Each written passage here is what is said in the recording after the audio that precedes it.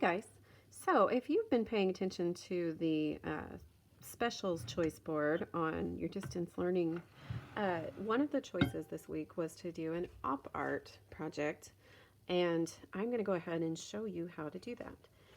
First of all, very simple things you're going to need is just a piece of paper, a pencil, and a ruler. Now, if you're like me and you don't necessarily have a ruler at home, something you can do is simply get a second piece of paper like so, and then I usually fold it in half just to make it a little bit more sturdy,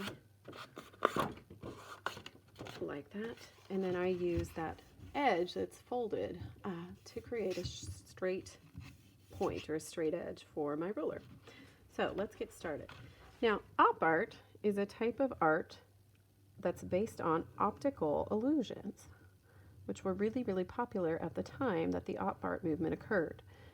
One of the best museums or places to view some optical illusions is actually right here in Kansas City, and that is at the Union Station. It's the Museum of Optical Illusions or of Illusions.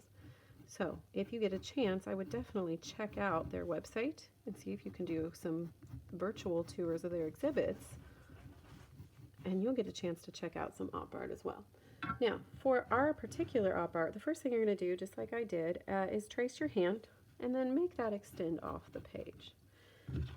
And after that, you're going to take that straight edge you created or a ruler, and you're just going to create some horizontal lines going across your page.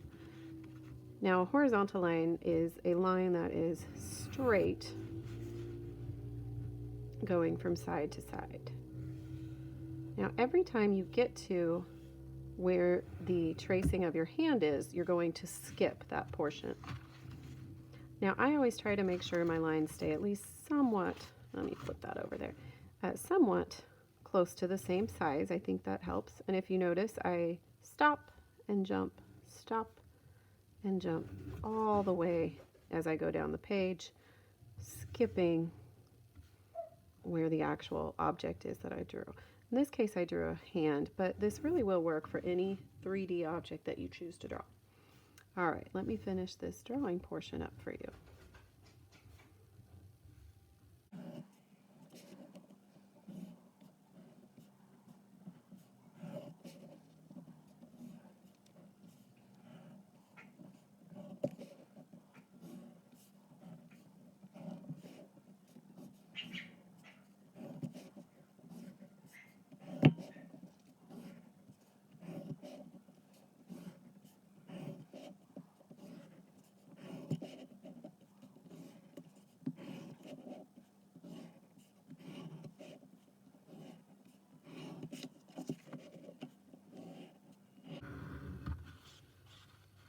Okay, once you get those lines drawn in the background, your horizontal lines, now we're going to come back in and we're going to create a slight curved line over the hand. So every time a line bumps into the hand, I'm going to come in and just create a very slight curved line.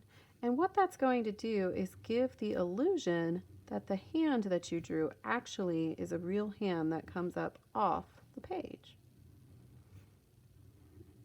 And you can change those curves so that they fit the size of the fingers that you made. If you know, for instance, that your palm extends out and curves a little more or in a little bit different direction, you can do it like that. So for instance, I'm making it curve to the fingers there. And then with this one, I'm really just going to make that whole hand curve, if you notice. And then let's make that one go in that direction there. Incidentally, good to have an eraser on hand. If you're like me, not much of an eraser there. But remember, we can always make mistakes into something positive. So I will probably choose to color this with a green to make up for my mistake there.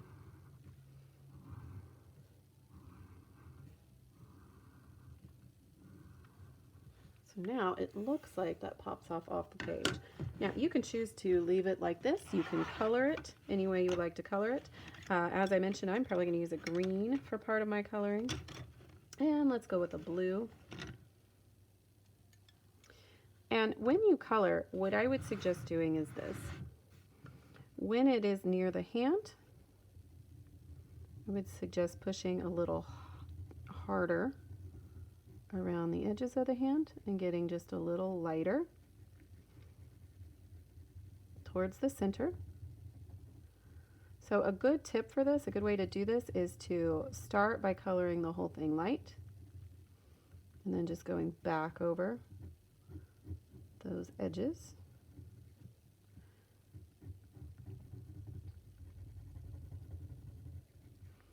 Like so. So light in the middle.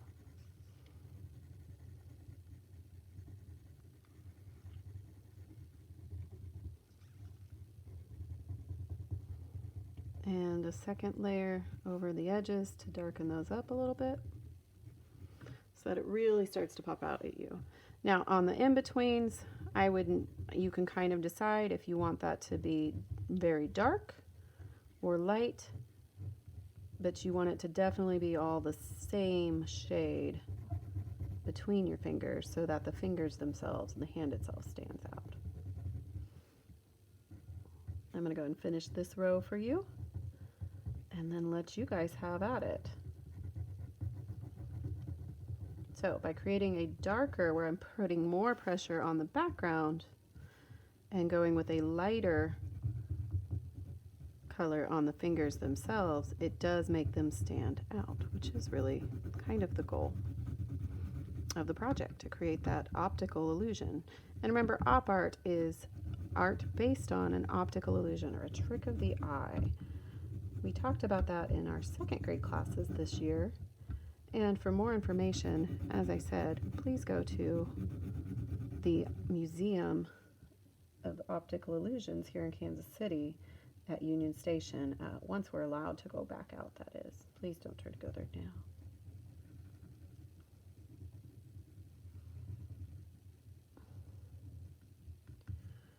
Okay guys, I'm going to go ahead and finish this row, and then you guys can enjoy creating some op art of your own at home.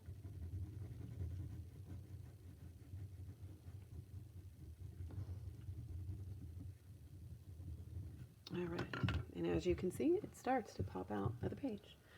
For more information about op art or for the Museum of Illusions, here is the website, so you can check out some virtual exhibits during your time at home. All right guys, I'll see you next time.